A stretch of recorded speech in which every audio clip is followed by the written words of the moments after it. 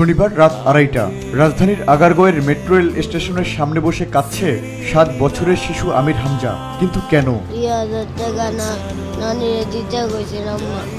করে দিয়ে যাইতেছি নানিকে বাসায় গিয়া টাকাটা দিই তো দিই নাই গা। আর তারপর আর বাসায় ঢুকলাম না, তারপরে মারবো। 3 ভাই বোনের মধ্যে সবার ছোট আমির হামজা। ছোটবেলায় সড়ক দুর্ঘটনায় বাবা মারা যাওয়ার পর মা ও ভাই বোনের আয় দিয়েই চলে তাদের সংসার। হাওয়াই মিঠাই বিক্রি করে তার সারাদিনের উপার্জন 800 টাকা। 2000 টাকার হিসেব মিলাতে বাকি 1200 টাকা আয় করতে হবে তাকে, না হলে বাসায় ঢুকতে পারবে না। তাই তার চোখে মুখে দুশ্চিন্তার ছাপ।